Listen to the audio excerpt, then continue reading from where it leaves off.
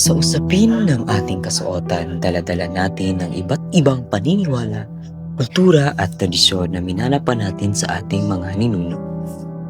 Kaya bang pagsabayin ang pagyakap sa bagong henerasyon sa matibay na paninindigan ng ating kagisnang tradisyon?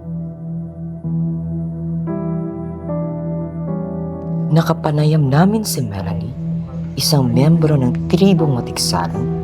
Ayon pa sa kanya, Gid ko ba nga kanang dili pud ko mabihind sa mga uso, tapos usa pa bag-ong henerasyon naman ta karon, ang among mga inahan, ang among mga katigulangan moingon naman pud sila nga dili naman pud kaayo sila strikto pag abot sa mga ingana nga sinuotan, kay kabalo man pud sila kung unsay kalahian sa una ug sa karon.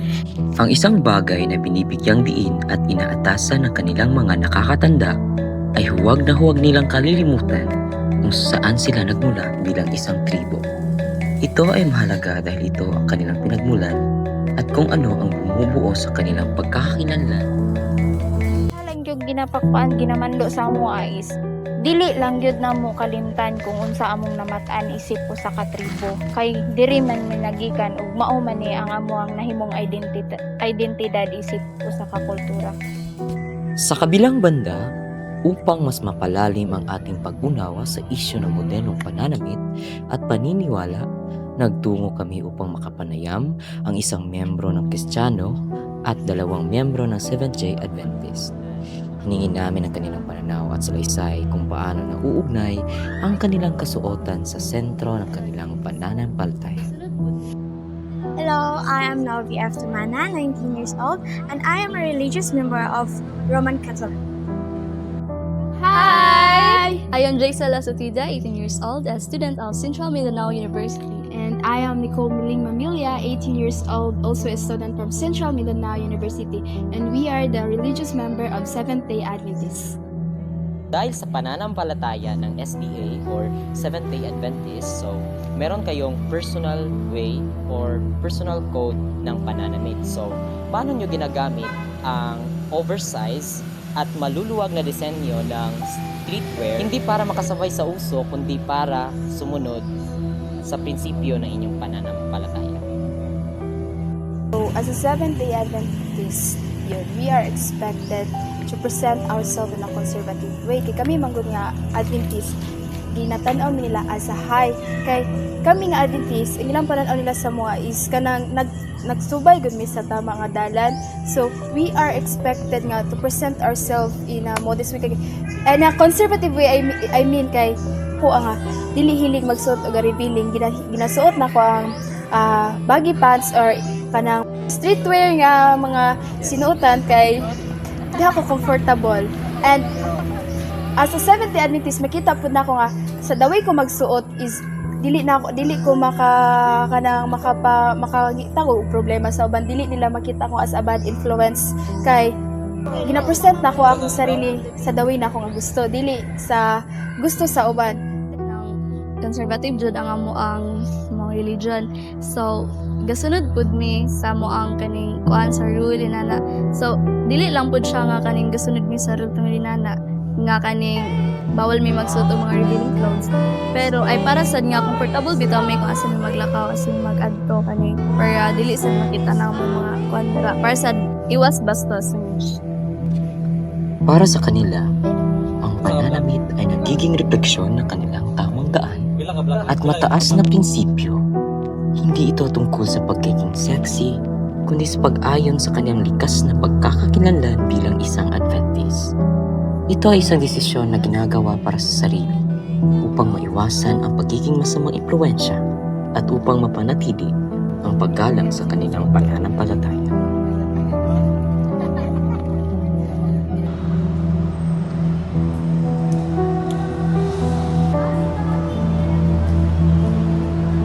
Dahil hindi naman gaano kaigpit ang panununtunan ng inyong simbahan sa pananamit, bakit mo pa rin pinipiling magsuot ng baggy or streetwear sa pagsisimba?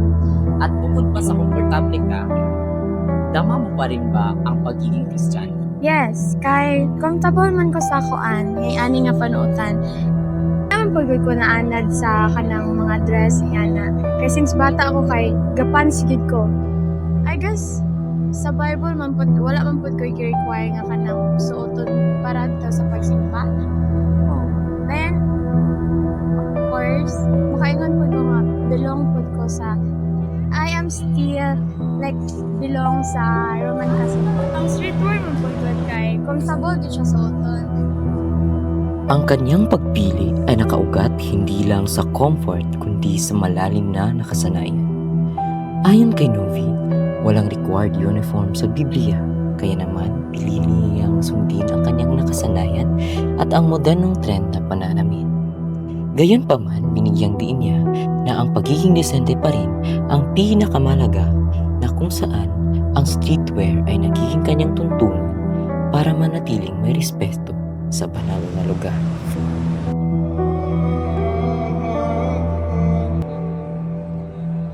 Upang makakuha pa ng isang mas malalim na pananaw, kinapanayam namin ang isang Muslim.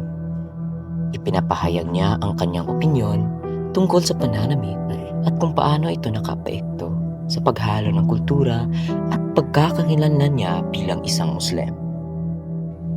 Mahusay mong pinagsasama ang modest layering at hijab sa bold na disenyo ng streetwear. Naniniwala ka ba na ang fusion na ito ay nagpapadala ng mas malakas na mensahe ng espiritual na kalayaan na ang pananampalataya ay kayang maging deeply rooted at moderno kumpara sa isang simpleng damit? Opo, naniniwala ko na ang hijab ay nagpapakita ng kalayaan dahil naipapakita ko kung sino ako. I-wear na ako ang mga modern nga mga saninaron like streetwear or kanang mga jogger because confident ko and kanang dili man pud kayo ko ka-wear og kanang mga fitted because it's provided sa mga so. Dahil sa pagiging mahiyain ni Nasiba, hindi namin maipakita ang kanyang buong mukha. Gayunpaman, binahagi niya ang kanyang pananaw. Para sa kanya, ang hijab ay nagpapaghiwatig ng kalayaan at nagbibigay daan sa kanya upang ipakita kung sino siya. Dahil sa taglay niyang confident, nagagawa niyang isuot ang modernong damit tulad ng streetwear or joggers. Nilingaw din niya na hindi sila nagsusuot ng fitted na damit dahil pinagbabawal ito sa kanila. Ngunit pinapayagan ang modernong pananamit.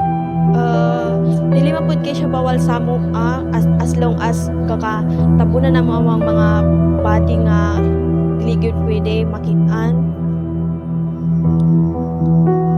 Ipinakita ng aming panayam na bagamat mayroon tayong iba't ibang paniniwala, ang pagpapahayag ng paniniwala at identidad sa pamamagitan ng pananamit tulad ng streetwear ay nagiging simbolo ng kalayaan at pagkakaunawaan ng ating modernong mundo. Kaya naman, maliwanag na ang moda ay hindi lamang damit. Sa pamamagitan ng streetwear, ipinapahiwatig ni Nasiba, Novi, Melanie, Jazel at Nicole na ang matibay na espiritualidad at ang personal style ay maaring magtagpo. Patunay na ang ating pananampalataya ay kayang sumabay sa makabagong panahon ng buong pagkakakilanlan. Sa huli, natutunan natin na kahit gaano man tayo kaiba sa ating paniniwala, ang ating personal na estilo at ating spirituality ay nagtuturo ng isang mahalagang aral na ang paggalang at pagtanggap sa iba't ibang pagpapahayag ng identidad ay siyang susi.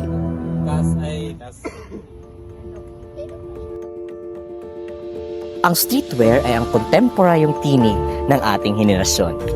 Dito sa Mindanao, pinapakita na may ugnayan ang espiritualidad sa streetwear na nagpapatunay na ang tunay na halaga ng damit ay hindi limitado sa tradisyon o sa simpleng paniniwala, kundi nakasalalay sa pagpapahayag ng pagkakakilanlan na inaalay nito.